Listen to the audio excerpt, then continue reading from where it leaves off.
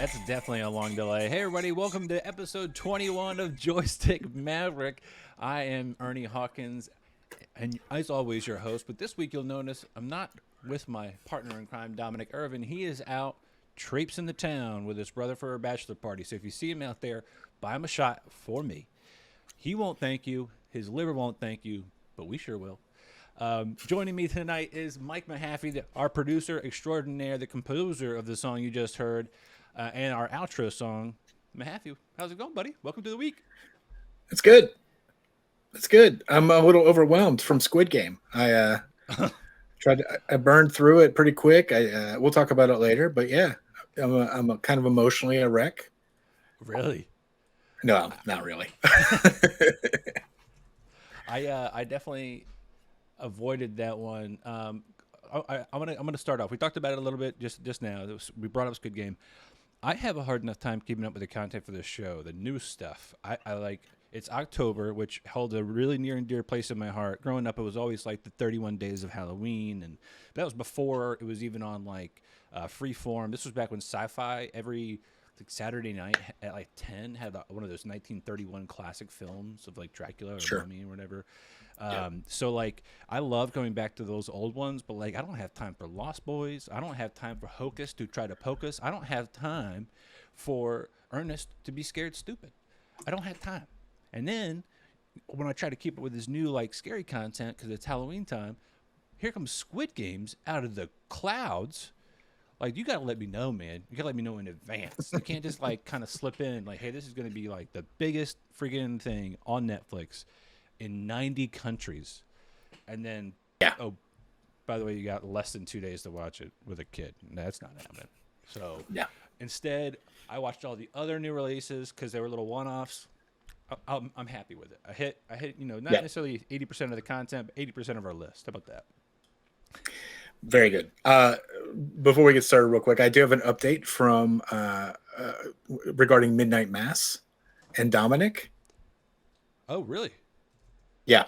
Did he watch it? Dom did not watch it yet, but it got spoiled today by his wife, who does not watch scary things. Oh, that's awesome. It wasn't you. Did you text her? You're like, hey, no, you should really do this. I should have, but no, I did not. Have you watched it awesome. yet? No, I mean Michelle watched the whole thing, but I'm not gonna, she's not gonna spoil it for me. She knows I'll get around to it eventually, but yeah. Hang on. Yes, ma'am. What's up? Hi, Michelle. Hi, Michelle. Bye. Okay, I love you. She says hello. But no, it was definitely something I think she enjoyed. She said it was a slow burn, and she knows like my attention is just it's not there, man. If I'm gonna have to sit there and watch it, I'm gonna like make a day of it, kind of like Squid Games. I'm gonna have to make a day of it because I'd rather hear it in like the native Korean. If there's a dub, I'm probably not gonna watch it in the dub because I can't stand it when dubs and then the subtitles for the dubs don't quite match up. Right. Oh, that was great. Oh, you did a really good job. Nope, that's not the same. Those are different words. Yeah. And they're different syllables. But I digress. We'll get to that a little bit later. All the gory details. This week, just a friendly reminder to everybody watching, if you see the spoiler banner, if it pops up, that means, guess what? Spoiler alert. We're talking about things that you might have not seen yet. So once the red is away, you can unmute us. You can get back to doing whatever you're doing. But I'll turn it off when we're no longer doing that. So that's just another FYI for people at home. This week, as always, brought to you by Tough Wraps. I'm actually, you know what, Mahaffey, every week you do a great job, and you put in this like the blurb that Tough Wraps gave us, and I try to ad lib, and I just like forget all the talking points. I remember 3 things, and then I finally remember the 4th thing. I'm just gonna read it verbatim. Sound good? Great. Yep. All right. Sounds great. This episode is proudly sponsored by Tough Wraps. Visit https://toughwraps.com and use code joystick at checkout to get 10% off your purchase of supplements, apparel, and gear. Stay tough. Pretty easy. I should just stick with that from now on. A little bit of housekeeping up front. Dominic is back to doing streams, so if you want to watch him play World of Warcraft, once some of that stuff dies down, he this week was playing Batman Arkham Origins in honor of DC's Fandom that we're going to talk about later in this episode, coming out October 16th. Just trying to get back into the DC mindset. A lot of our show tends to lean more like Disney, Marvel, Star Wars, that kind of universe, because it's all on Disney Plus. But DC Fandom is a really great showcase that we'll touch on. That kind of gets you back into the spirit of all things DC. So join them on there, or you can also do this now. You can join us on Discord. Dominic set up a Discord for us. We've got it linked out on all the socials, so go there, click the button, and sign up for Discord. You can join in all the chats and see when we're live and what we're talking about. Really, really great stuff going on in there. So stop by, say hi. Boop, boop, boop, boop. Yeah. All right. So, Mahaffey, I'm going to actually lean heavily on you for this first one in the State of Gaming this week.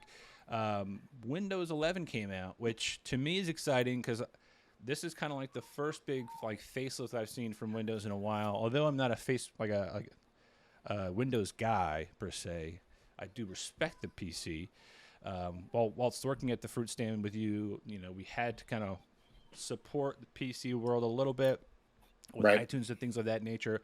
But what I do like is that, back when I was in college, it was definitely still this versus mode for Mac versus PC. And now you're looking at the facelift for Windows 11, and you're seeing a lot of things kind of taken from Apple, right? A center taskbar, we've got nice little fuzzy borders and lines and soft colors. It's definitely different than what we've seen in the past. That I don't see the signature start button really, but I'm interested to see what happens. But I think this facelift is kind of coming at an expense. The biggest question I had from coworkers the past several days was, have you seen a performance increase? Some are saying yes, some are saying no. But I think you're seeing a lot more in the details with what you do every day. Yeah, well, actually, we are not allowed to update yet to Windows 11. But, with any major launch of a new operating system, there's always going to be problems. So I normally wait until the .1 release. I tend to really wait until then. That's when they usually get all the bugs pretty much worked out. But, some of the major issues that we've seen with the Windows 11 launch is there's apparently something called the Intel killer networking software that is just flat out incompatible with Windows 11, apparently. VirtualBox, which I know a lot of people use to kind of... Good night, Dada. Yep, good night. So VirtualBox, it's kind of like being able to run multiple operating systems on your machine is also incompatible. Memory leaks all over the place. I mean, this is a major overhaul for Windows. So, of course, there's going to be issues. If you're chomping at the bit to get that Apple feel on your PC, I would really just try to temper it and wait until there's a patch out. No, it's definitely a good call. I think it's the same thing with this new update that's coming out for Mac in the next couple of weeks. I really tend to jump the gun a little early on that, and it always tends to bite me in the ass. I think even this go around, it'll be something like, oh, hey, Docker no longer works, and that'll completely F my entire day. Week and job. So I really have to kind of tiptoe around when things work. Luckily last time I was kind of apprehensive, and then 2 days later you heard people just going oh my God, the world's on fire, I've got to reset everything and start over. It's did you back everything up? No, I didn't. Oh, why not? Go to work computer. Well, you still got to back it up. But, well, even in Windows 10, about a month ago there was a 0-day vulnerability. A 0-day vulnerability means that there's an exploit that they discover before the patch goes live, but after it's too late to fix it. Yeah. And so they put out an update pretty quick, and then that update had a 0-day exploit. No. So you had to update again. Yeah. So, things are complicated now with operating systems. Things are complicated. Speaking of things being complicated, how unaffected were you by the Facebook, Instagram, WhatsApp world being down this past week? first of all, hey Oshan, in the Hey, chat. Sean! But I get on Instagram. There are musicians I follow on Instagram that's their main platform. Um, but you know as well as I do that was coming back Yeah. up. So I don't get Yeah. on Facebook ever. I don't use WhatsApp. It didn't bother me at all. What I found interesting though were all the stories about like people not being able to get into the office that day. See, that to me is like the bigger, huh? Because like, Yeah. okay, sure, your front facing stuff, fine, but like internal systems being down, that's kind of Yeah, like a that's not affected by a DNS server. Not that I know of, unless unless there's a central server controlling all of those cards and access to the building. But it's like all the people are I like, don't oh think that's yeah, how that works. there was one big like delete button and all of the code for Facebook was gone. That's not a thing. That's not a Nope, thing. nope. Decentralized for a reason. But Yeah. yeah, I mean, still kind of funny. It's a big egg on the face for Zucks and the team. Yeah, and it doesn't. The timing was not great either. It was like that whistleblower was on No, 60 Minutes the night before. dude, it was. You could not have played that better. I don't know what happened. We're never gonna know what happened unless there's a Never. Senate hearing that goes WTF, mate, and then they have to like spill the beans in a sense. We're never gonna know. And like, what makes me laugh about it a little bit is like, there's so many applications I've built that like use Facebook for OAuth. Yeah. Like how many of those applications no longer worked? And granted, it's why you've seen like a big push for like for Apple to like say, hey, if you got to put up an app on the Apple App Store, you're gonna have to have Apple authentication if you're gonna have another third-party authentication. That would have been, to me, that's like Apple kind of going, yeah, we did it.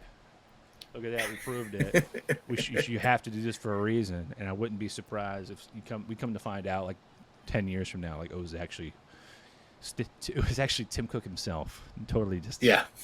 We know the great engineering mind that Tim Cook is. Just DDoS. I mean, they won a marginal victory in court against was Epic Yeah. for Fortnite. So like, yeah, Facebook's the other like another behemoth that needs to be taken down by all powerful Apple. Yeah. Now Slow it's blink. like Slow blink. I think the government is going to have, I don't know, they're going to have to do some kind of stepping in, because not necessarily for any particular reason other than trying to pretend that they can, control a company. They've given companies and corporations so much independence. There's really no way to take that back without a big fight. Yeah. But I'll be interested to see how it all shakes out and over the coming months and years. But crazy days. Yeah. Hey, Oshan says, I hear that Facebook 100% ended WFH, which I think is work from home because of the outage. That's crazy. So I guess that would make sense if there's no VPN access, right? You'd only get in on internal servers. But that would also lend to me that the problem came from working from home. Yeah. Like say somebody's computer was stolen or something like that. Yeah. So. I mean, but, there are also safeguards for that. But, yeah. It's just easier to say, come back to work. Oh, yeah. Now everybody's got CAC cards and stuff like that. They have to physically insert their system, put a pin in. But yeah, again, shout out to Dom. He's at his brother's bachelor party. It looks like Hey Oshan is suggesting salsa shots, some tequila.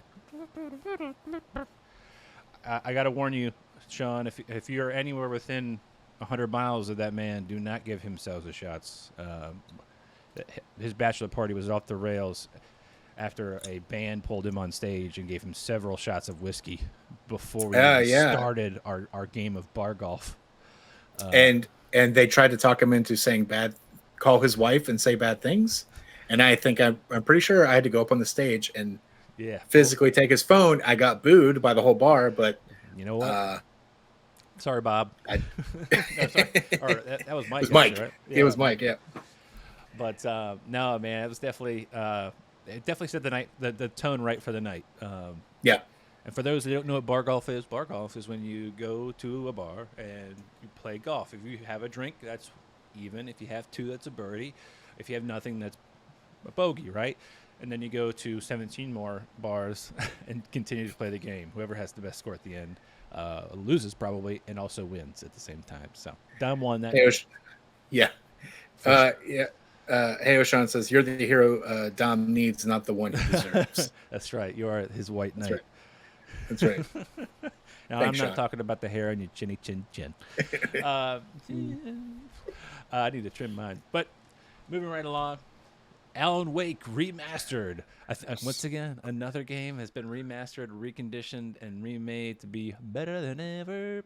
But I still don't get it. I still, I can't bring myself to it. Just continue to buy more games, unless it's, Knights of the Old Republic, and then I'm Right.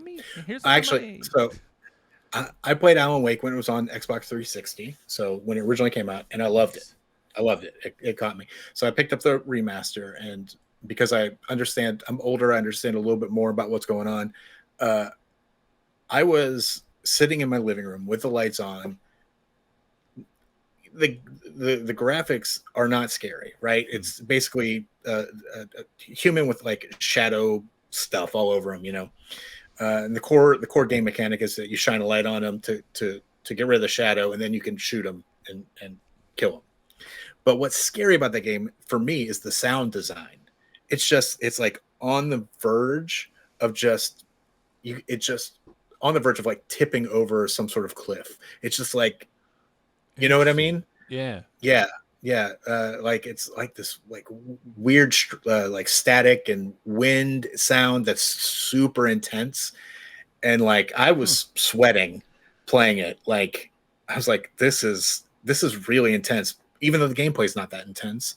Right. And the visuals, I mean, the lighting adds to that kind of like creepy atmosphere, but it's, for me, it's the sound design to that game is just incredible, and the story is great too. It was coming from behind you a lot to kind of propel you forward in a sense. Or... Well, it made me feel a little bit claustrophobic almost. Like it was all around me, like, and I don't have surround sound. This is just from shitty flat screen speakers, right? Yeah. With the volume mostly down because my kids are asleep, and I was just like, I was playing like I said, sweating and like going, this is way more intense than I remember. Just constantly flapping your shirt at yourself, like, yeah. Whew, I gotta put this down for a second. I mean, hey, O'Shawn, yeah, I mean, you're right. Sound does really make good horror movies or games, and I'm going to bring up sound again later on for one of our new release discussions. Believe it or not, it definitely was probably the creepier part of that movie, even though it's not like a scary movie. It was just very much high intensity anxiety. You want to vomit at the end of it because you're having a panic attack. Which is always good for me. I love that feeling. And we can talk about sound design for What If as well, because there's some cool sound cues in that show. Heck yeah. Boom, move right along. Alan Wake. Now we're getting to a little bit more fun. Obviously, cartoons are always great, but this is the first console Nickelodeon All-Star Brawl, or actually Nickelodeon All-Star Brawl on console. So they've been in the browser, they've been on mobile, and now this is been released out on let me see, we're on PlayStation, Xbox, Switch, and PC.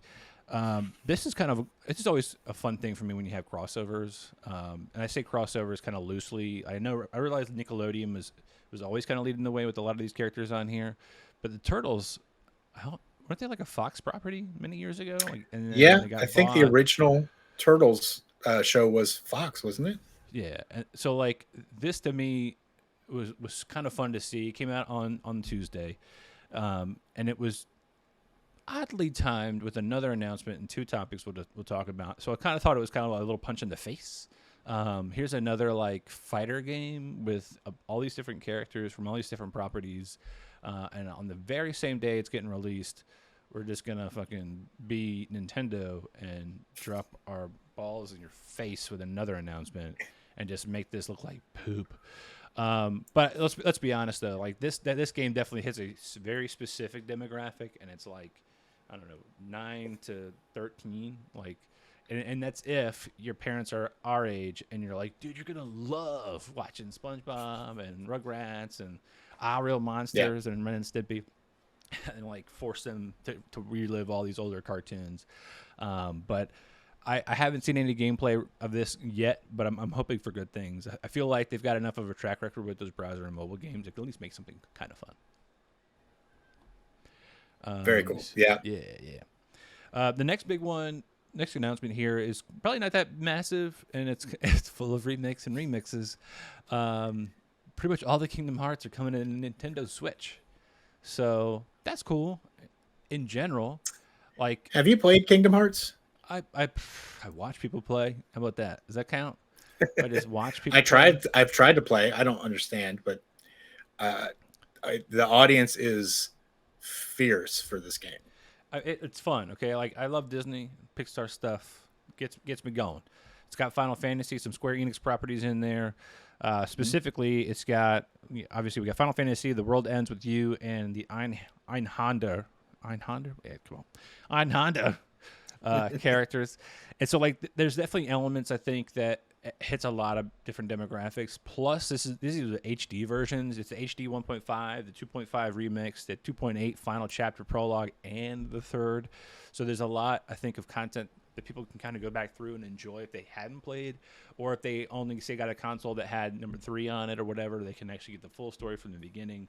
But like the movie, the game, whenever I would watch it, was like always the very beginning and then always the very end, because my friends would play it like all night long, and then I'd see them the next day and they're like, yeah, I beat it. They're like, I'm never playing it again. I'm exhausted. I'm like, okay, fine. Do we know if these editions are going to be separate in the Switch shop, or are they going to be bundled together? That's a good question. I feel like if you're going to do it, you got to do it all at once. But I could see a cash grab being like, it's $20 a pop instead of $50 for 3. So we'll see what happens. But this leads right into our next one, which kind of leads into our past one. So on October 5th, the Nickelodeon All-Star Brawl got announced. This was announced coming out on Nintendo Switch. And then we had Sora being announced as the last fighter in Super Smash Bros. Ultimate.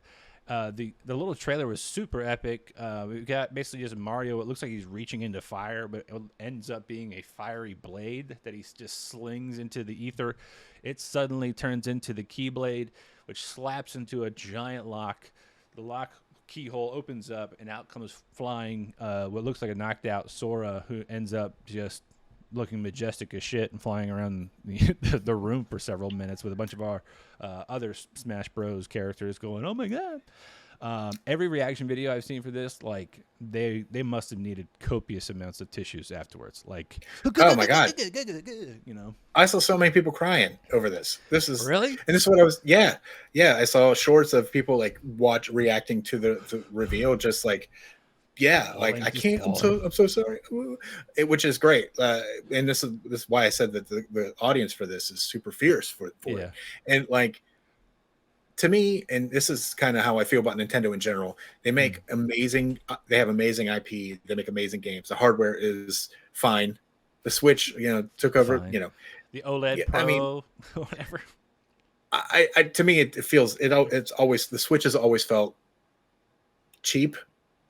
Like it flexes in my hands, and I have big hands, whatever. But if they would put out like a more high quality version of it, I'd be all about it. Anyway, they as a company, they tend to punch down a lot, and I realize that they're punching down on another corporation essentially with Nickelodeon and that game. But come on, man, Smash Brothers is a phenomenon. It is one of their biggest IPs.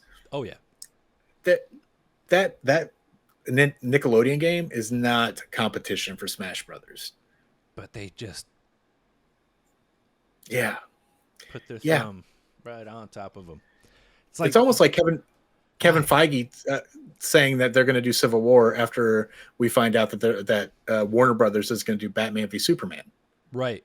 Like, hey, we got you. Watch this. Yeah, we're going to do that. We're going to do that too, but we're going to do it better. Of course you are. Yeah. Of course you're going to do it better. At what point do you just feel like you're just picking on the little guy? I mean, I guess that's how you kind of maintain when you hit the top of the mountain.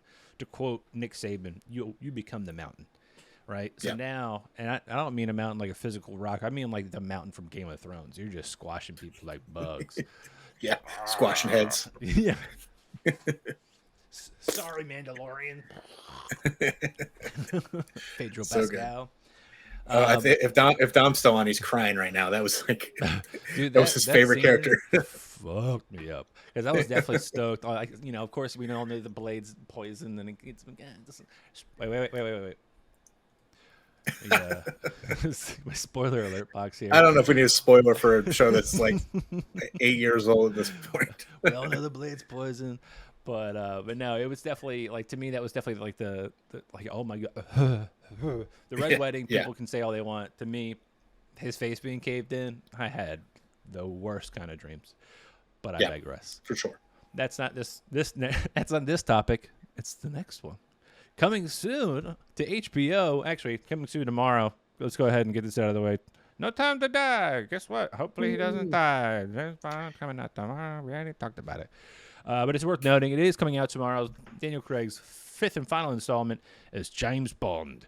Again, he meets up with his buddy Felix Leiter, who is a long-standing character in the Bond series. Once a white guy, now Jeffrey Wright. Super better. Way better. Yeah, seriously, way better. He's always way better in everything he does. And so this time around, we get to see him fight alongside Jesus, we literally just mentioned them last week. Lashana Lynch and Ana de Armas. So they're going to kick ass. It'll be fun. I think Dom's going to go see it this weekend. So if you see him out there, buy him a shot again and make him feel in his mouth a little bit. It'd be great. Yeah, because he's not here. Make it enough to ruin his popcorn. Yeah. You like butter? Yeah. Extra toppings. But now we're back to the topic I thought it was going to be, because that's what I remember before I added James Bond back into this. House of the Dragon, Fire Will Rain is coming to HBO January 1st. That's right. Your New Year's Day gift from HBO is supposedly going to be House of the Dragon, which takes place 300 years before the events of Game of Thrones. This is based off of the Fire and Blood book from George R.R. Martin. This looks awesome. Yeah. Obviously we got a little bit of a bum rush towards the end of that show. I think a lot of people were just like exhausted.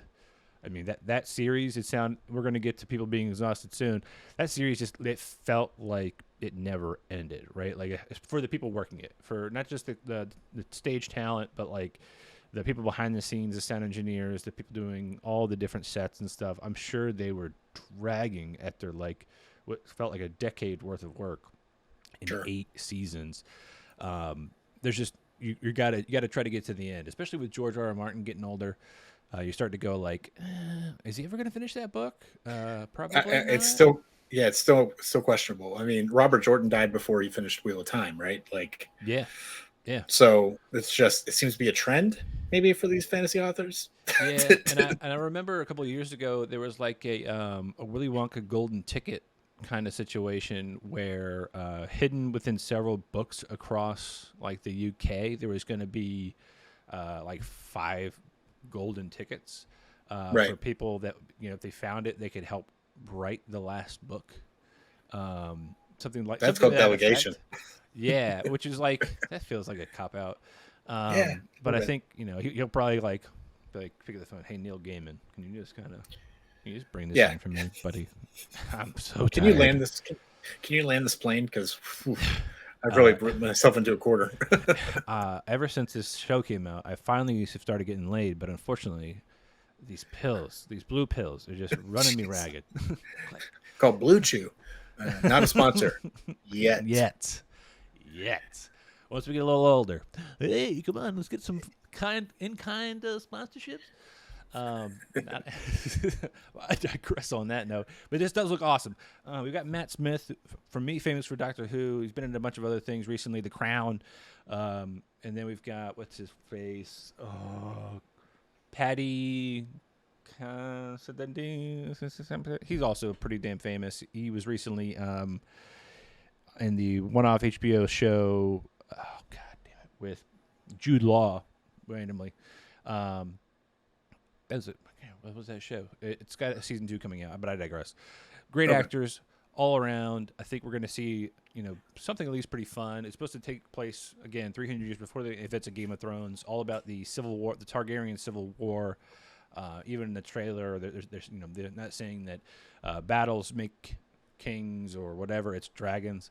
And what supposedly they fixed was some crucial design flaw from the Game of Thrones series was they've really fleshed out the Iron Throne.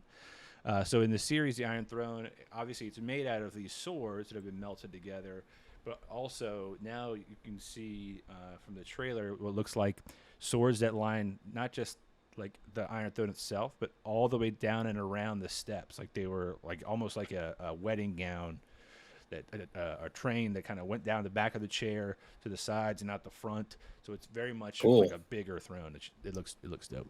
Very cool. But I'm excited for this. I think a lot of people got turned off by season 8 of Game of Thrones, and they let that ruin kind of the rest of that series for them. But like there was a lot of good work and a lot of good story arc through the at least the first 6 or 7 seasons. I mean, heck yeah. I mean,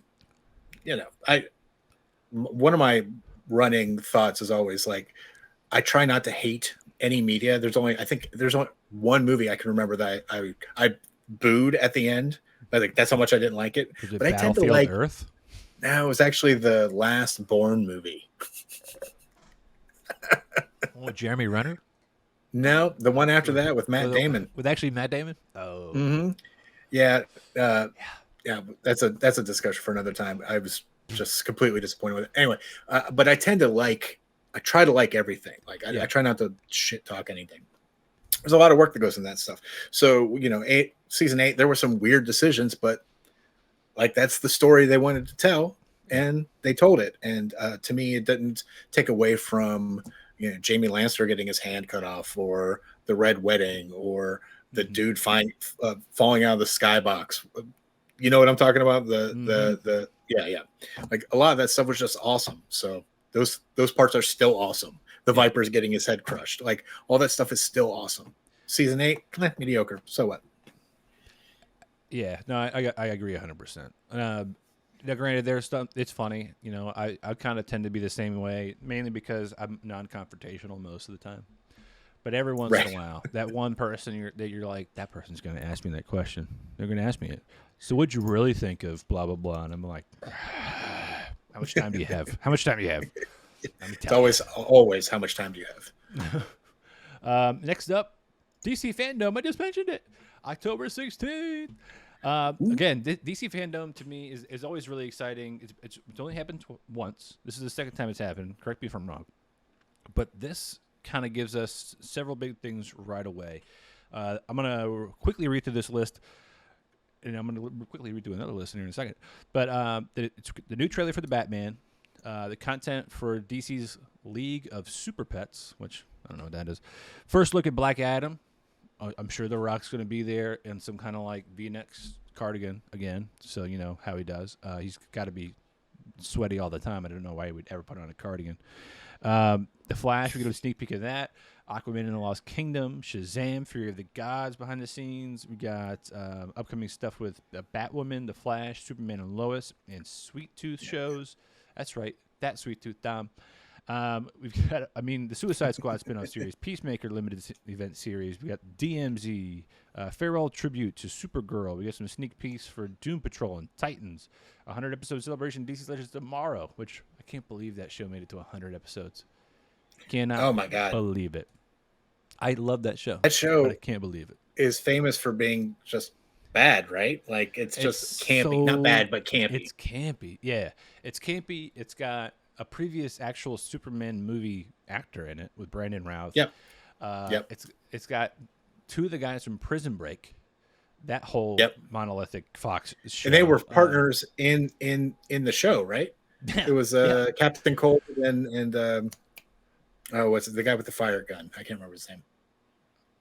Oh my God! I can just do his voice. He doesn't really go above this register.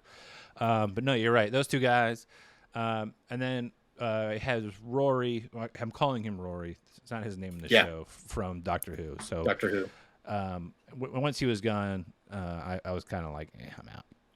Yeah, I was too. But then they brought Matt Ryan in as Constantine. And he is the best Constantine. Period. He's so good. I even watched that limited series of Constantine Yeah, live. Like when it came out, I was like, yeah, Michelle's like, I thought Constantine was American. I'm like, no, he is no, not. And he smokes cigarettes in your face, and he's blonde. And she's like, then why did Keanu Reeves play? I'm like, that we don't know. We we don't don't know. know. That movie was fine too, but like that limited run was so I loved it, and It, I was mad that they canceled it. And there was apparently so Matt Ryan, much like the lore behind his like yep, lair and like the Doctor Fate helmet. Like we had yep, so much potential, but I yep. digress. But Matt Ryan just walked away from the role, right? Like Yeah, something. Yeah, I saw the tweet he put out a couple weeks ago.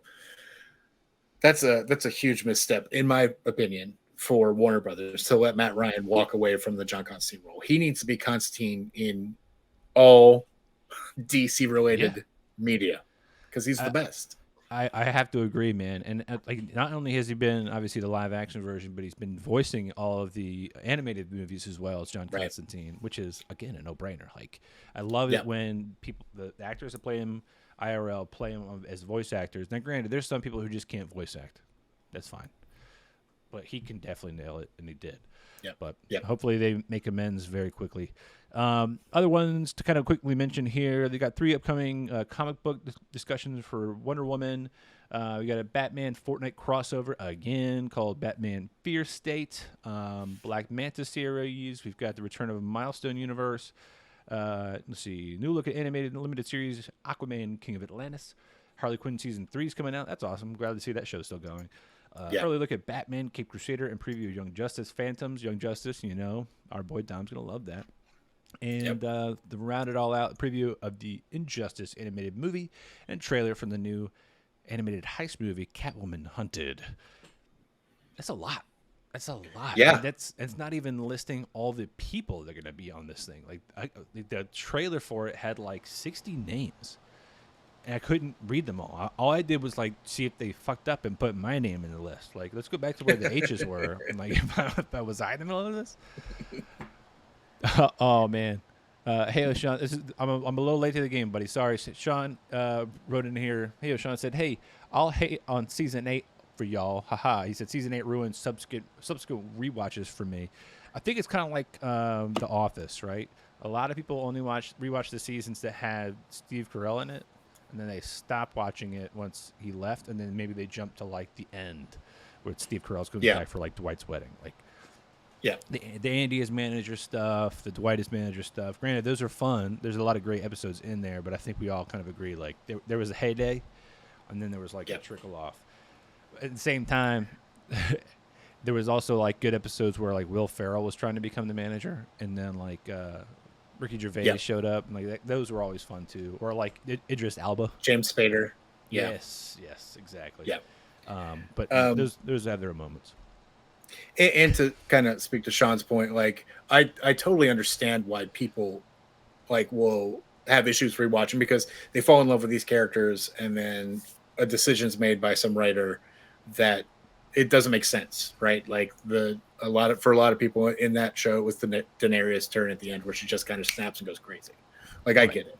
Going back and rewatching that would probably be like, well, I know how her character ends. So all this cool shit that she's doing now is just going to get ruined in season 8. I totally understand that. Makes total sense. Yeah. All right. Everybody's favorite round, the lightning round. All right. Lightning round. Let me see if I can get through this pretty quickly. Again, this is meant to be 5 minutes or less. Here we go. Twitch source code with comments and all has been leaked. Dr. Disrespect is still banned. Oh, geez. James Gunn teases big character reveal in Guardians of the Galaxy Holiday Special. Echo is going to act as Daredevil Season 4 with Charlie Cox to return as the Daredevil himself on Disney+. Disney and Scarjo settle for $40 million. Randy Pitchford, who's that? We don't know, steps down as Gearbox Software president to focus on Gearbox Studios. And the IATSE pending strike gets approval. This is what I want to talk about. I also want to, I think me and you have guesses at who's going to be the big reveal in the Guardians of the Galaxy Holiday Special. Yeah. I'm leaning Blade because of recent posts, but I could be definitely wrong. Yeah. I'm leaning more towards Adam Warlock. And that makes more Just be- sense. Spacey. yeah, just Space. because of the tag at the end of Guardians 2 Right, where that she's like, showed Adam Warlock's cocoon. Yeah, Adam. Yeah. Adam. Yeah, yeah, yeah. So that's my thought there. And the reason we're talking about this, in case you don't know, is that James Gunn put out a tweet that suggested that there was going to be a brand new character introduced in the Guardians of the Galaxy holiday special. Yes. Uh, But the IATSE, the International Alliance of Theatrical Stage Employees, recently got approval for a strike to come up. So evidently, I'm going to quickly read from the. I'm not going to paraphrase, so I'll do a terrible job of it. I'm going to read from the Time Magazine article, just like the first paragraph or two, to get everybody kind of a gist here. The IATSE represents an array of film professionals, including cinematographers, camera operators, hairstylists, makeup artists, and script coordinators. Union members say that working conditions, which have been long difficult, have been exacerbated by the pandemic and a streaming era in which demand for content has skyrocketed. Through this strike authorization, they are demanding better wages, longer rest periods, a bigger cut of streaming profits, and a level of respect that they say they are not treated with. Matt Loeb, who is the president of the IATSE, says our people have basic human needs like time for meal breaks, adequate sleep, and a weekend. For those at the bottom of the pay scale, they deserve nothing less than a living wage. I'll really quickly read this next little bit. The strike comes at the end of a 3-year contract between IATSE and the Alliance of Motion Picture and Television Producers. Negotiations for a new contract turn acrimonious, by the way, which I had to Google or look up. Acrimonious meaning bitter and angry. You know, that's a SAT word. Acrimonious the summer before falling apart, with the deadline, first one being July 31st and then September 10th, sailing without any agreement. Between October 1 and 3rd, members of IATSE voted overwhelmingly for the strike. These numbers are what blew my mind. The union announced that 90% of the 60,000 members who received the ballot voted, and that 98% of those were in favor of this strike. That's crazy. That's like, I couldn't talk to 60,000 people in like 10 years, and yet that many people were on the same like page as far as like the conditions they're being treated with and how they're being treated. That's a problem. Yeah. Well, and I think it's probably a symptom to a bigger problem, right? Yeah. I think we're seeing with the great resignation that's happening right now that people are tired of being taken advantage of by whoever they work for, right? Like, to me, I kind of feel like there's a reckoning coming beyond the great resignation. Like, the idea of sticking with one job and having a single income seems really dangerous right now. Like, having the idea now is to have multiple income streams, like a YouTube channel, streaming on Twitch, writing some sort of course and releasing it on Udemy or Teachable or Skillshare, or like having some sort of passive income that will float you when the working conditions at your current job overwhelm and they take advantage. And I think that there's a movement happening, and I think this is a big example of what that's going to look like going into the future. I don't think it's going to stop here, is what I'm saying. No, I definitely agree with you, and not to get too far down the rabbit hole, but I think one of the many things we've heard with the pandemic and people working remotely was two things. One, people were actually working longer and more, which is fine, if you understand that that's what you're doing, right? A lot of people did it, I think, out of kind of this fear that if I'm not online, if my light's not green in whatever software people use to see that I'm online, like if I'm not showing up and like throwing out messages, then the perception could be that I'm not doing my job, right? Whereas if you're physically there, someone physically sees you clacking away on keys or whatever, you're physically doing your job, then there's that impression that people appreciate the value you're putting in. But when you're out of sight, you might feel that you're out of mind and not respected or appreciated at your job. This, unfortunately, is a little bit different because obviously they've got to be on site. And then on top of that, they understand that in a pandemic, they're lucky to have the jobs, right? Like they're lucky to be able to be physically around other people and do the working wage. So they're going to work even harder. And I think to your point, there are people that are taking advantage of that.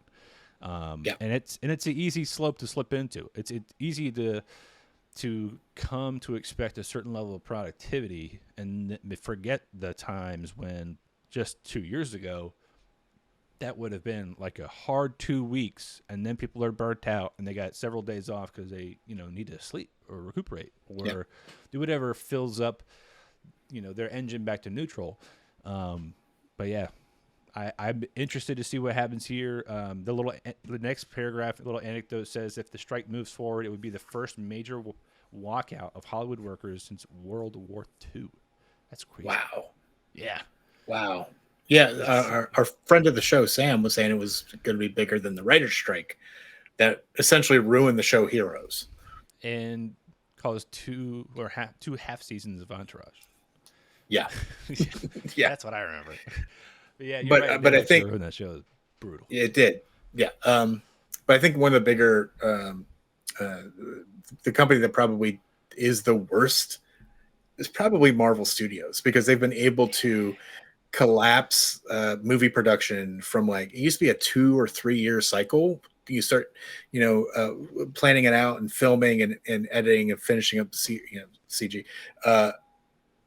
And it would be a 2 or 3 year cycle, but I think they got it down to like a year. That's crazy, man.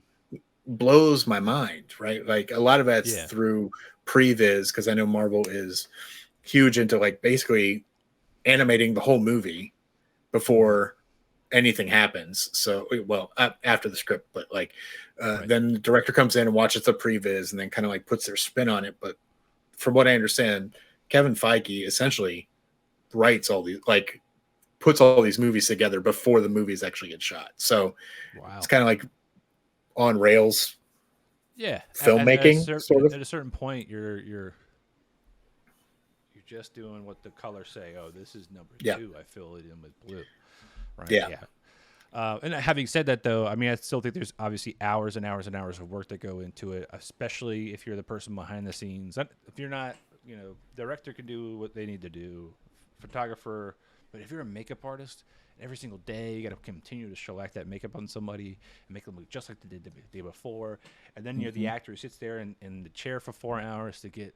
I mean, what was his name? But Batista. How long was that makeup just to be Drax? Like that's crazy. So I hope it definitely pans out, even if it means a slower release time. I hope it pans out for the people before a strike. I hope they really don't have to get to that extreme. But it sounds like this. We've been heading this way for a long time. So, but I mean, I'll take 2 Marvel movies a year versus 4 if that means that. Cameraman 2 doesn't crash on his way home because he fell asleep. You know what I mean? Yeah, that was something that was mentioned in the article, is that a lot of people are, running the risk of falling asleep at the wheel, even just going home. Yeah. So, like that to me, man, I lucked out being able to work as much as I can during the pandemic. I've never had to do that, thankfully. Nope. But yeah, to your point, I'll take 2, 1. We waited a year for Endgame. That's cool. Come on, man. Stay safe out there, guys. Yeah. But I digress. Next up, new releases. That was longer than 5 minutes for whatever. No big deal. It was a good topic, though. Needed to be said. This week, the first new release, The Guilty. This is the movie that I said earlier I felt like had good sound direction, sound design, because the movie more or less takes place only with Jake Gyllenhaal, period. It's not like, and he is a cop who has done something, we don't know what, at the beginning. And then he's put on the 911 call booths. And he's just picking up 911 calls, directing people to wherever they got to be. That's fine. And then he gets a phone call from someone who basically says she's been abducted, and his hero mentality character kicks in, right? And the whole episode is him trying to talk to other dispatchers, other units, whatever, and trying to talk to this lady. And most of the camera work is super up close on his face, and most of the camera work and the sound direction gives you like an enhanced phone call. Like you're definitely not going to hear the sirens or a car traffic most time now because the phones have noise canceling technology in Right. it. But you're definitely getting a lot more like panicky kind of suspense because you can't see anything. And it's the same Right. perspective for the character you're watching. So you can see him kind of freaking out, but he's also kind of got like what seems to be asthma the entire time. So he'll start having what looks like a panic attack, and then he'll start to kind of close in a little bit and have to do his inhaler and all this kind of. So like the whole film was anxiety riddled. Yeah, it sounds very claustrophobic. Oh yeah, I mean even just look at the poster. It's his face right up in your face. Yeah. Just here I am, and of course the entire time too, like he's in the 911 center, and I don't know if this is really what they look like. I imagine it's not, but in this movie version, there's just a bank of like TVs that show the news, like constantly, and it's like, oh, there's LA fires and like riots and stuff. Like it's just pandemonium, and I'm like, dude, that's going to be stress inducing in the first place. I barely watch the news as it is because of that. Yeah. Like, I don't I know the world's kind of a trash bag most of the time, but I don't have to remember it. That's why I watch Marvel shit, you know? Yeah. I can hopefully see a hero win in the end. Yeah. But nobody's blowing out those fires. Come on, Superman. Yeah. But that was definitely an intense movie. I won't spoil any of the details for anybody, but watch to the end. If you get to a point where you're like, can't do it, finish it out. Finish it out. That's all I'm going to say. I'll tell you what. There are two occasions I can remember where I stopped watching something seconds too early. One was Drive. Do you remember Drive with Ryan Gosling? Oh, with Ryan Gosling. Yeah. Oh, yeah. So I watched up to the point where what's her face? What's her name? Redhead from Mad Men. Christina Hendricks. I watched up to the point where she walks into the bathroom. I was like, this is boring, and I turned it off. And someone was like, no, you need to. Yeah, go back. You need to go.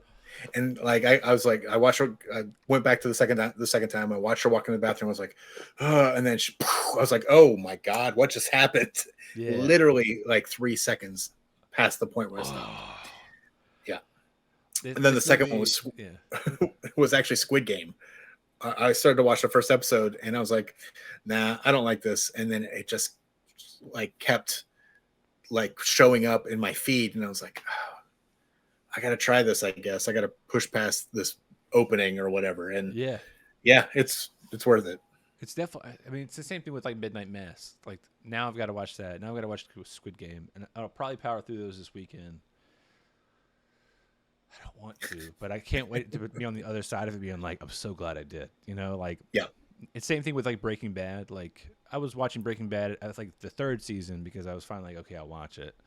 And like, of course, like the first couple of episodes of Breaking Bad, he's like, he's still a good person and a teacher. And then you're like, what is happening? Yeah. Good time. Throws a pizza on the roof. Yeah. Yeah, exactly.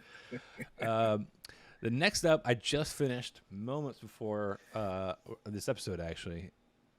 Sam, I got to find this tweet. I'll do it later. Sam basically said that this movie was a culmination of a particular director's work, just hodgepodged all together and then packaged and delivered. I don't know anything about that person, but I would have to assume this was because, like, every single, like, plot twist was in this. So, like, the entire time, you're kind of going, okay, I know that I know nothing. Like, every time I think I know something, because now I've had, like, 5 plot twists, I got nothing. And it's when it's the same thing when a scary movie has a jump scare every 10 seconds, you become numb to it. Yeah. Like, Absolutely.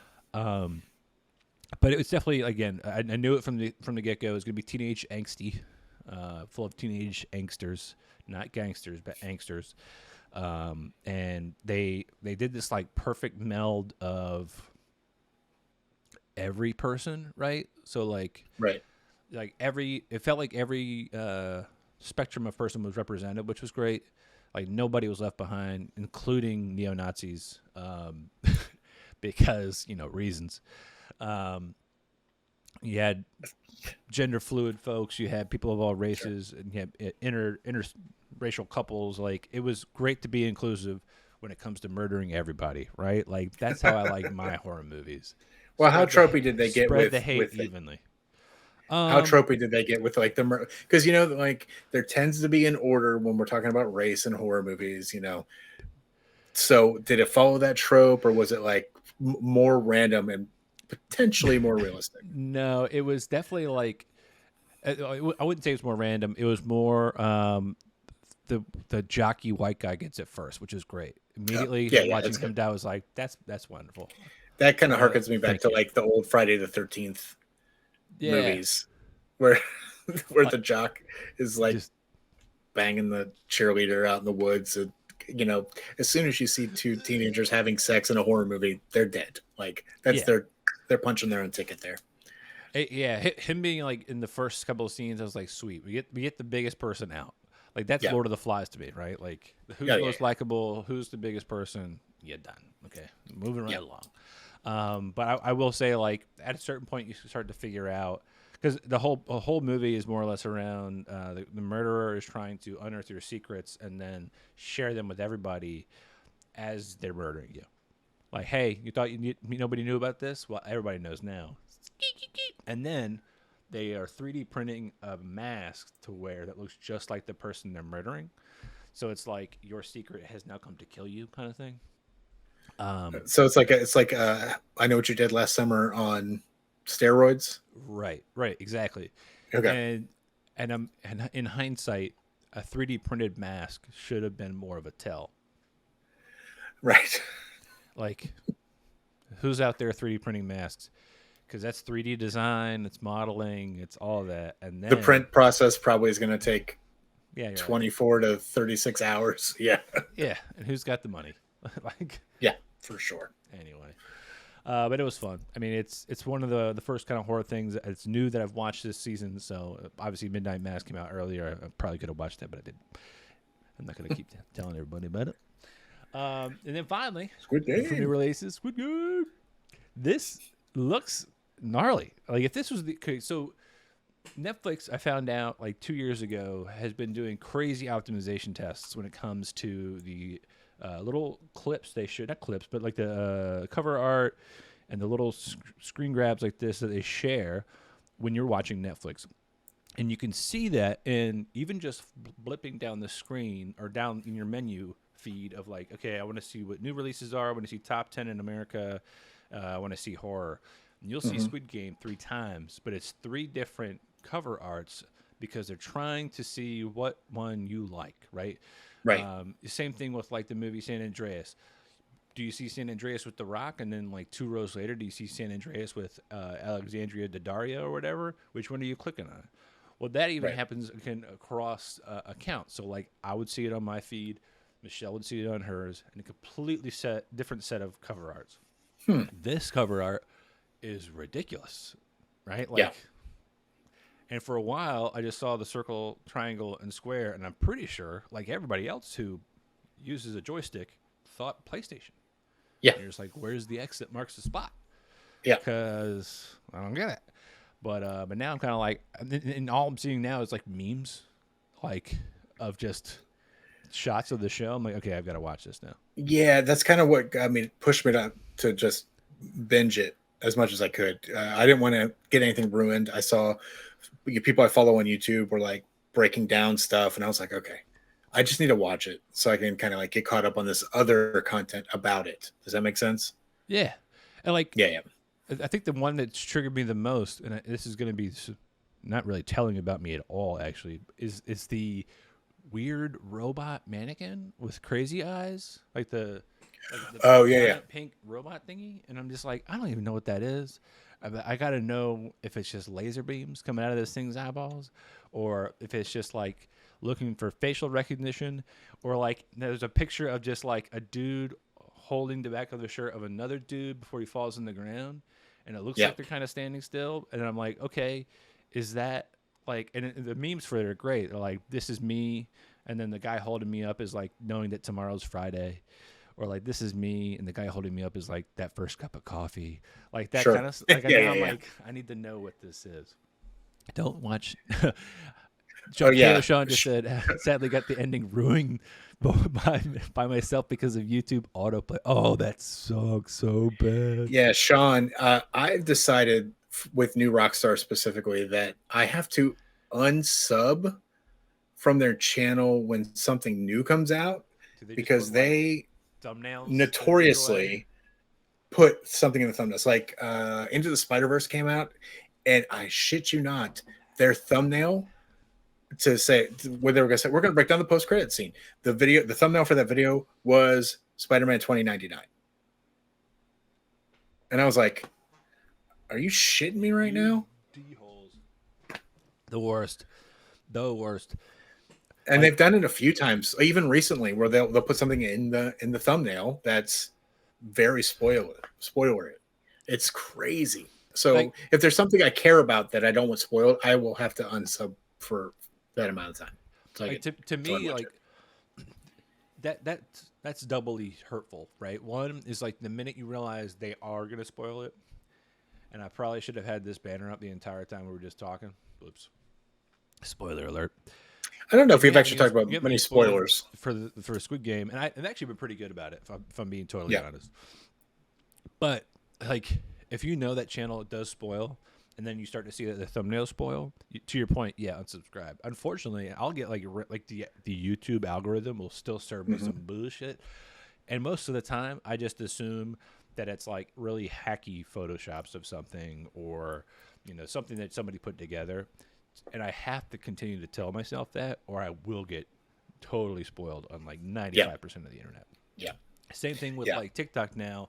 I have to give it a day or two because the algorithm is so keen, honestly, to the content we talk about on the show that I have to not even touch it for 2 days because I know that's like the first wave of just all the spoilers are coming through. Yeah. So I just back off and go down my dark hole of like LinkedIn. Like, oh. Go through your TikTok withdrawals because it's so addictive. It is addictive, man. It's, I gotta be careful because like the more often I think I lose feeling in my legs, the worse I'm gonna be. I gotta make sure I can stand up before I just totally lose all feeling in my toes. Hey, Oshan, I will support you in going into their Discord to yell at them because it for a channel that they're excellent at reviewing and breaking stuff down and going like frame by frame through stuff and picking out things and connecting it to comics and other movies, and the content's incredible. They don't think about the thumbnail and how it's just going to ruin it for people that don't go out the first weekend to see the new thing, Yeah, especially on the heels of a pandemic. I feel like there's got to be like a 7-day rule, at least for a little bit. Like, yeah, it's Rahul the Kohli 24-hour rule for a while. Yeah. On Twitter, Rahul Kohli was like, "Hey, man, can we stop with all the Midnight Mass spoilers because it's only been out for like 5 days? Can we just chill a little bit?" Like, give me a day per episode. Give me a day per episode. If it's a 9-episode show, 9 days. Yeah. Like I can only do it so often that I realize that I'm talking as a 35-year-old man with a young child. And I realized that when I was 19, I'd be like, go fuck yourself, old man. I'm going to watch it all. I'm going to tell the whole world about it. And a 3-second countdown before talking spoilers. Oh, sorry, man. He said I can't reach the mute button fast enough. Yeah, we're definitely working on it. I'm trying. I'm trying. Well, I think he's talking about New Rockstars probably. He's like, oh, okay, good. Because if they come out of the gate with a spoiler, which they do sometimes, which they've kind of like trended into doing. It used to be like spoiler warning, and then they give you that time, but now it's like blah blah blah blah blah, and you're like, I didn't watch this yet. I've got to make like an animation here. If like just throwing up the banner is fine, but that's immediate. I need to make a whole animation where it's like 3, 2, 1, spoiler alert, and then like we roll into it. Now, granted, if we do that every other segment, it's going to be kind of annoying, but I think people are going to be like, thank God, and just kind of. So to go back to Squid Game. The Serious bus back on the lane. Yeah, it's a Korean show. It's essentially about a group of mysterious individuals who collect people who are deeply in debt, and got that right in the face. It was spoiler. Was like Gunn, Reggie be dead. So this mysterious group of people gather these people that are in deep debt and make them play children's games, and with lethal consequences. And whoever red wins light, gets green a bunch of light, money. red rover. Yeah, that's red light, green light's one of the games. I don't think that's a spoiler. That's No, so children's games. I could sit here and name 20 of them. What I enjoyed about this is opinion, not related to the story or anything. The concept's really interesting. There are these moments of extreme, as you can see in the screenshot, extreme violence, right, and gore, and they're shocking, but at the same time they do a lot in making you care about the characters, specific characters that they focus on for the story. Yeah. So you're worried about these characters because you don't know who's living and who's dying. Right. And they end up playing 5 games, so there's a lot of time in between the games where you get to kind of see a character arc for quite a few characters. So there are these moments where they're playing the game, they're strategizing who they can trust, who they can't trust, what their motivations are, why they're so much in debt, and like you just kind of start to love these characters. So if one of them dies, you're like, whoa, I didn't expect that. Is that like the Game of Thrones rule, or like the minute you have a favorite character, their days are numbered? Like to a certain degree, yeah. It's similar to that. But it's and things start to unravel. Like you start to figure things. It doesn't unravel. You start to figure more of it out because there's that surface explanation that I told you, but also a deeper. You start to see the inner workings of what's going on. Yeah, and it's real icky all around. It's real icky. I'm gonna put that quote tweet. Mike, whatever. It's real icky. Makes me feel real gross. Yeah. I've already felt the highest anxiety I've felt in a while, and that's coming from somebody who had a colonoscopy last week. So, thanks to the guilty. So let's go ahead and just let's really get on it with Squid Game. And it's funny you say icky because when I heard Squid Game, and then my brain, it's like cats up in there, plus dogs, plus squirrels, and my brain was like, hentai? Like, is this gonna be some fucked up shit? Like, are squids, is this gonna be some Evil Dead level tree action? Like, what's going on? Yeah. The rape tree, gross. Yeah, the rape tree. So I was like, okay, Squid Games, and then I'm starting to see all these different, memes. And my other favorite meme from this, and again, I haven't seen it, is what looks like a makeup pad for like concealer that has like designs drawn in it, and like somebody looks like to be there eating this makeup container, whatever it is. I don't know if it's cookie or whatever it is.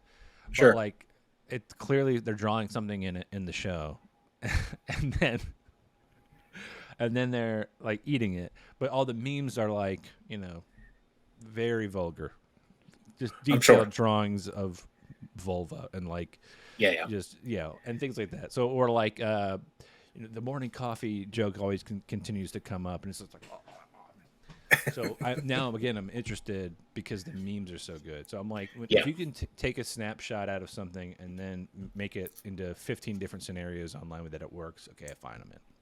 Yeah, and it's so good. I made the cardinal sin of watching it subbed because dubbed. I watched it dubbed because I couldn't like keep my eyes on the screen the whole time because I was trying to get caught up. So I was like working and listening to Squid Game and trying to get through it. Again, I don't judge people that do that. The worst part for me is like Netflix has recently done a really great job of picking up a lot of like foreign content, right? And like and I try my best not to watch the dub version because I always find that the dub never matches the person. Yeah. Like I think what was it, Ragnarok the show, like the voices for those actors are not good. off. Not good. That show's great. Off. Yeah, but nah, not good. Super awesome show. Horrible voice, like dubbing. I'm just like, dang, dude. Like we're not even getting like a he's a heavier set dude, and his voice is up here like this. I'm like, what? What the shit? Like you had a limited run. You're like, all right, John, you're up. Dexter, you be the fat guy. Be on deck. So, just to close this out, apparently, some sort of internet service provider in Korea is currently suing Netflix because of Squid Game. Because it crashed their infrastructure. Oh, that's awesome. Yeah. Oh, that's awesome. I'm actually so many people went to stream it that it bogged down the whole system. That's amazing. Like, fuck Facebook being down. I can give a shit. But like, your entire ISP went down because the popularity of a show that evidently got turned down by so many studios for 10 years. Is this 10 years old? Well, he supposedly pitched the show. What's his name? Ooh, I can read. Where's the director on this list? No. Oh, I didn't put a director on the list. Well, anyway, he tried to pitch it for like 10 years. And like studios are just like, no. And then finally, he got approval to make it. And it's a smash, right? Like, yeah. I don't know if 10 years ago we would have had the stomach for something like this. If it's this kind of intense and graphic, I think we're a lot more like, as a society, a little bit more fucked up now. You know, like I think a lot of things are kind of like playing a little bit easier. I don't mean like, you know, bigotry and shit like that, but I mean like violence. Yeah, we're definitely like, okay, cool. Yeah, and I think this up. Exactly. I think that Game of Thrones put a large part in that. And if this would have came out at the same time as Game of Thrones, I think it would have been maybe too much. Like, what's happening right now? I mean, am I becoming untethered? I don't understand what's going on. I will never forget the very first moment I saw something on a movie that like made me physically uncomfortable to where I left the room. It was Halloween 2000, and it was a scene where Michael is chasing one of the characters in the film, and she tries to get in a dumbwaiter and go down the dumbwaiter. And it falls on her leg, and I saw that knee snap, and I was just like, I was like 13 years old. I'm like, I'm out. Yeah. I'm out. Yeah. For me, it was the Toxic Avenger. Oh. There's a scene where a group of high school kids are playing the hit and run game. And they hit a kid on a bike, and they're like, he's still moving. You don't get the point. So they back over him, and I was like, okay. Yeah. I think I was 7 or 8 at the time, and I was like, nah. It's still with me. Like, I can't. Still. I won't say anything specific, but 2 subjects ago, The Guilty, there was a moment in that movie I was like, I'm glad Michelle's not watching this. I'll put it that way. All right. I told her about it, and she was like, what the fuck? So she was mad I even said it. Like, that's how bad the content was. Like, oh. And it's not even on screen. Like, your imagination makes it worse. But I digress. All right. Well, there it goes. New releases.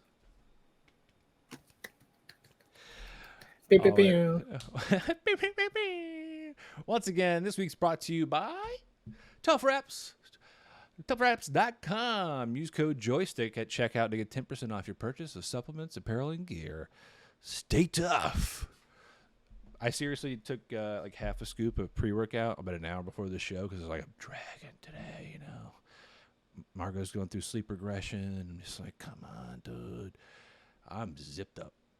I'm probably going to pop out the podcast episode immediately after this. So I'm just like, no rest for the wicked, man. Okay? So listen to me, guys. If you want to go get something that's not an energy drink, and all you need is half a scoop of something to get you through the night, through the day, this is it. Go to toughreps.com, get their pre-workout, code Joystick. Actually, I think last week, and I'm upset about it, I think last week was a better deal. I think it was like Make 25 or something like that was a promo code, and they'll say you get 25% off your purchase. If you see that better deal, use the better deal. You're not going to hurt our feelings.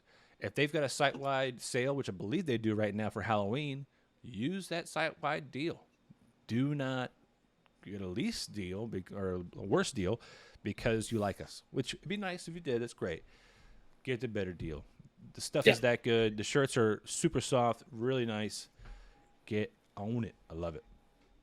30 people in the world have the bulk of the money. So, like, we're all fighting over scraps. Save where you can. Nice. By the way, I love the fact that I mentioned my wife once and only once, and she's in. She appeared like Candyman. I'm watching, so I can't say too many more things about vulgar things, but I digress. Candyman. Yes, Bloody Mary, Bloody Mary. This week's final round, finally, something upbeat. We've had a bunch of scary movie final rounds. Last week we had a super, super great special guest. It was super cool, and thanks to all the people that showed up to watch Super Cool. This week we get a finale of What If. I mean, it's an amalgamation of all the other episodes we've had thus far, and I really enjoyed the episode. I know you did too, Mahaffey. Tell me what for you, or we'll kind of, you don't have to go through the entire episode blow by blow, but if you want to kind of kick things off and give a breakdown of the episode, we can talk to those pieces. Sure. Yep. So kind of picks up not exactly in the same place it left off last week, but in a different place, strangely. Yeah. And it's like time jump. Yeah. And essentially, the Watcher is speaking to Strange Supreme, right? If I remember correctly. And he's in Strange Supreme's pocket universe, right? Because that's where he puts himself in his own little hell. And then he just goes and starts recruiting people, showing up in these universes saying, "You're chosen," and just grabbing them out of their time and their universe and dropping them in the tavern that Captain Carter was in the first episode, drinking with her crew.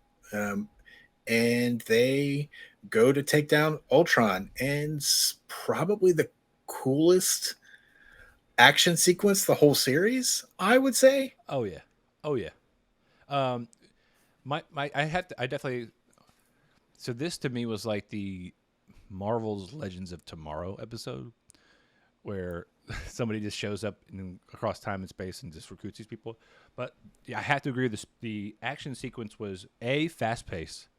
Yeah. B, you had all of the different bits of character. For instance, Thor saying he has a real knack for attracting unwanted attention, and then you get like a pun right away where they're trying to enjoy their night before they're all things kick off. And what happens? Thor, tries to be cocky and show off his little bit of lightning, and there you are.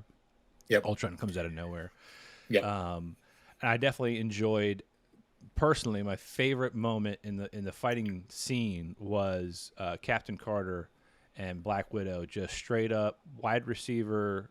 Oh, damn! Whoa! You want to put the spoiler up? Oh, baby! Please hold.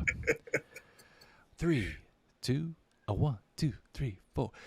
Spoiler alert.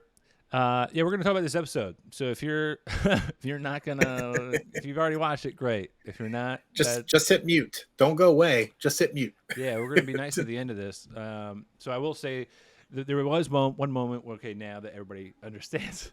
Spoiler alert. There was a moment where Captain Carter and Black Widow, one goes high, one goes low on Ultron, and it's just like the best. Oh, thanks, Sean.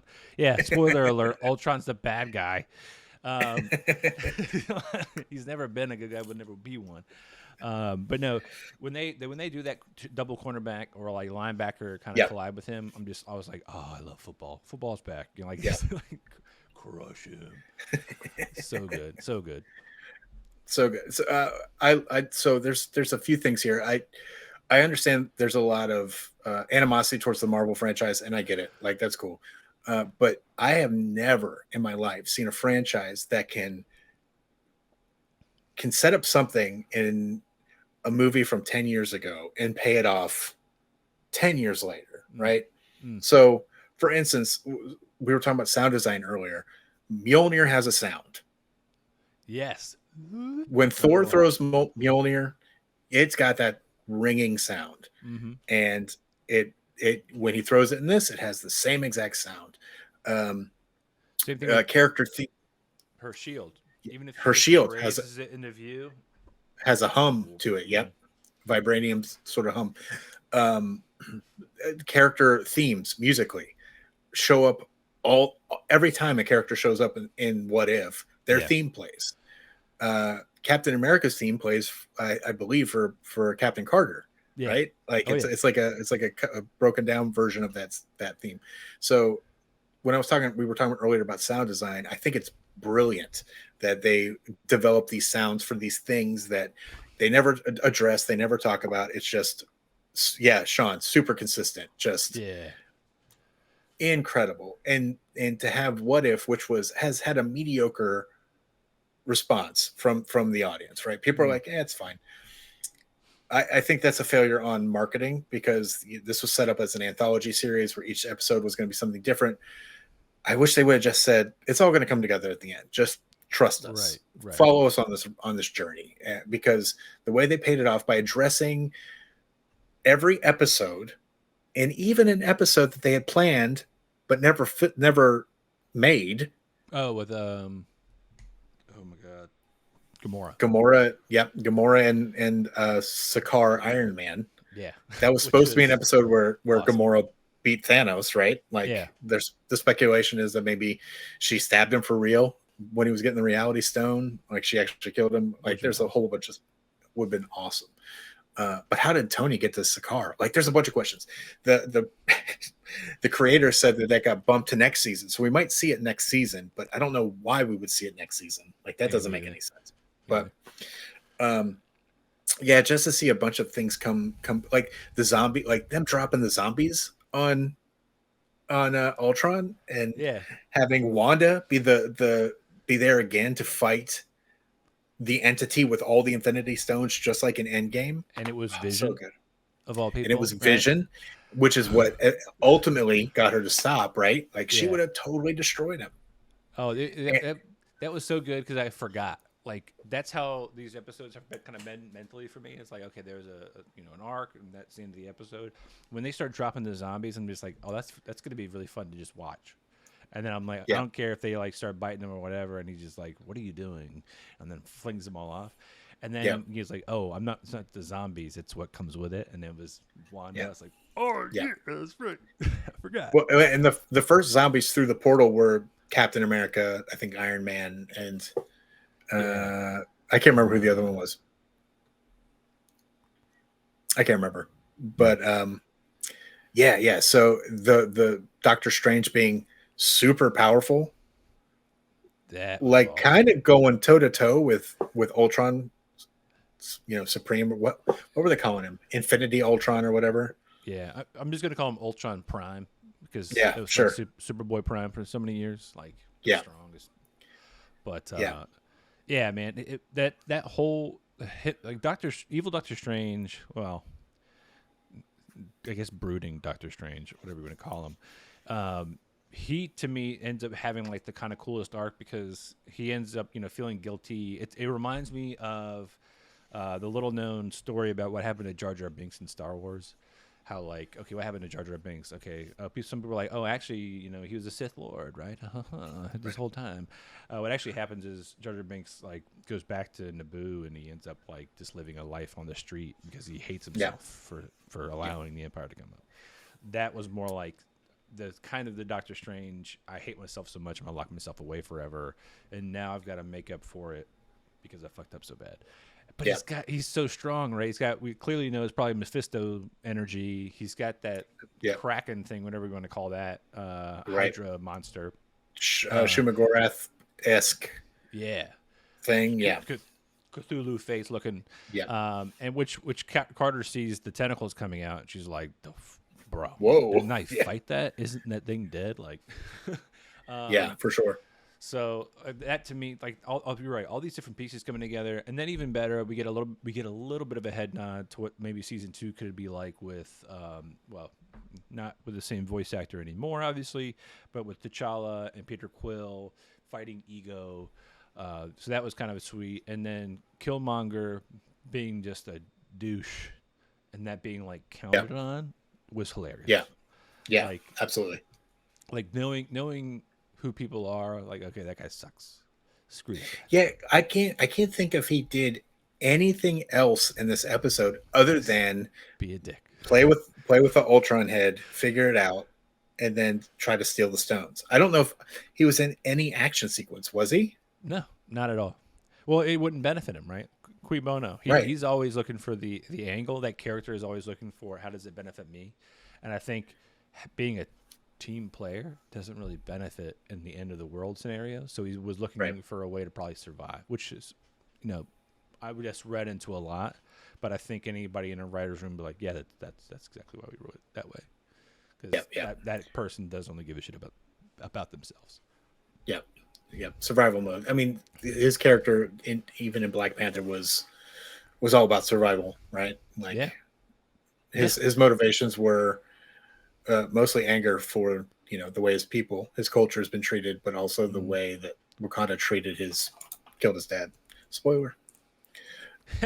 Oh, the banner's still up. I'm not going to click this off until we call it a wrap on the episode. But I definitely enjoyed the culmination.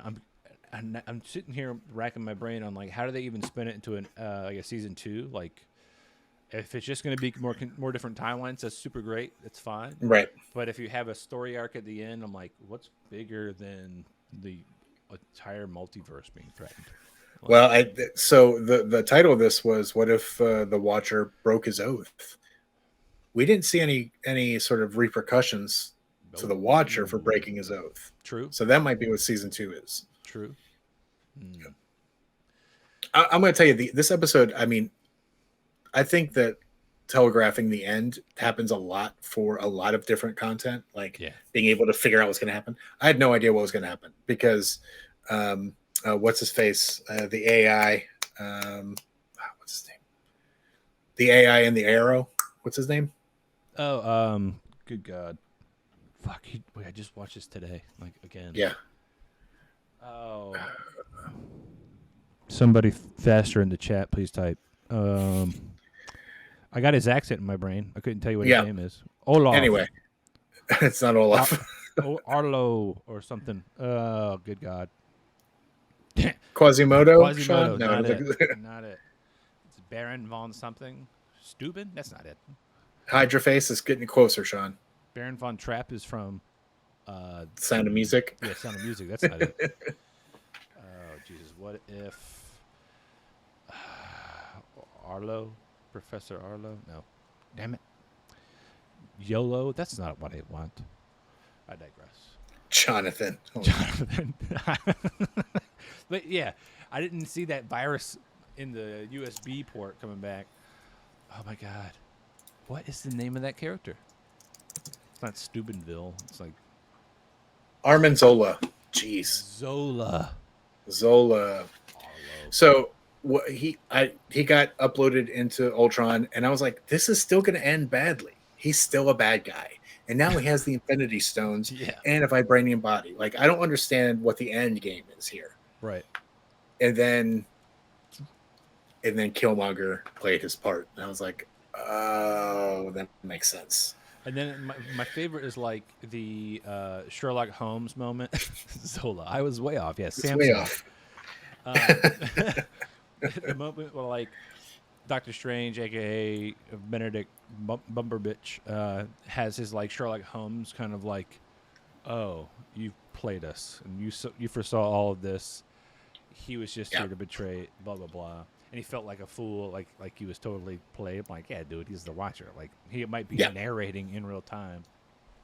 Yeah, but his span is infinite. So, well, and I thought it was funny that the Watcher decided to give Strange Supreme a version of Ultron, Zola, and Killmonger, and a full set of Infinity Stones to watch, when his whole episode was him absorbing all of it, powerful creatures. All of it. Like, maybe that's part of the reason why, like, you know, he was going toe to toe with Ultron, but Ultron was just like, I just need to kill you, and just started just beating the shit out of him. Like, oh well, you know, your energy, you know, at the end of the day, Doctor Strange's powers are only really as strong as his will, right? Yeah. If he gets sleepy, he can't. He's not gonna do much magic. I feel like, Yeah. oh yeah, he's got to stop to eat every once in a while. Like, Yeah, maybe. Well, who knows now yeah, oh with yeah. that Well, one. well, maybe he doesn't have to eat in his time freezing pocket universe that he's watching them in. And now his apparently new his best time friend stone is works. the Watcher. So Yeah. yeah. Yeah. But no, it was definitely a fun episode, and I think when it comes to like story arcs kind of rounding out and you feeling a sense of like, we got it twice, right? We got the big bad moment, and then all of a sudden we have Black Widow being like, it doesn't feel over, and of course I wiggle my mouse like, how much time is left in this episode? I'm like, oh, it's definitely not over unless we're gonna have 45 minutes of fucking credits at the end of this episode, Right. like every other episode. Which, going back to the IATSE stuff, we got to find a better way to like clap hands for the people that do all the work. Yeah, because below the line workers for production. Yeah, nobody's sitting there watching all the concept art slowly drift by with names on it, and we need to. I don't know if it's like just an entire award show showing behind the scenes footage of like people just being badass at their craft or whatever. Yeah, but yeah, everybody's it's like, baby is steps. there after credit scenes? Right. No, it's not. Okay. It's baby steps. These award ceremonies just need to not skip those categories. They do. They do. They go straight to like the meat and potatoes. They're like, nobody cares who did great costume design. You know what? That's not true. I'll sit there. I'll be watching a show or a movie with Michelle, and this goes to like, I gotta like it for something. 9 times out of 10, I'll be like, that was actually really great costume work, or like set design was insane. Too bad this actor phoned it in, or actress, or female actor phoned it in. Too bad the script was bad, but like, there's something redeemable about it. Yeah. And 9 times out of 10, we always like 10 months later, we're like, hey, they won an award for that. Called it. Called it. I should be a part of the people that give out these awards. Academy. Yeah. Just give me a little hat or something. And all the. By the way, I know I'm wearing actually a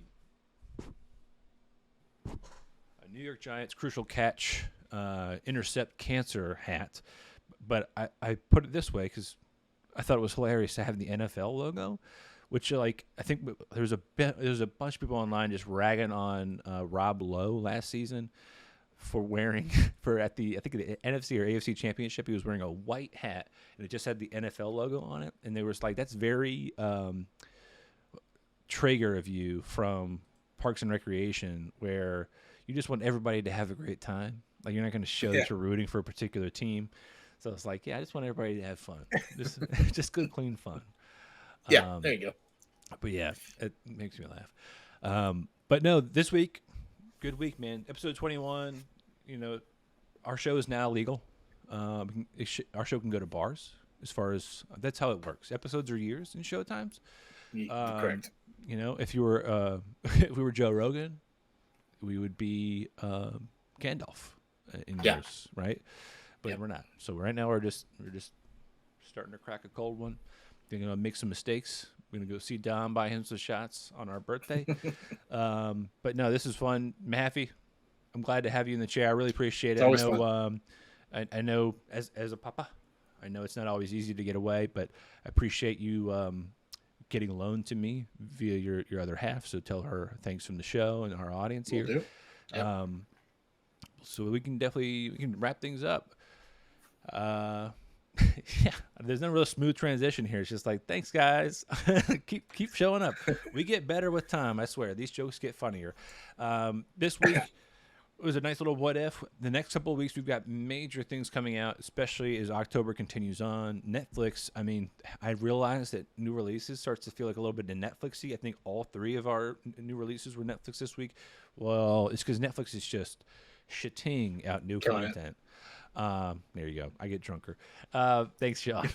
And one of them is like the new season of Lock and Key, which I'm looking forward to. I enjoyed the first season of that. Can't wait to see the next season. We've got Dune coming out later this month on HBO Max. There's just it's never going to end. Thankfully, hopefully the IATSE gets all the things they deserve, and gets their strike. Hopefully, never even has to happen. Hopefully, they come to terms and we continue to have content. But we've got right after that, holiday season's coming up. Some more video games.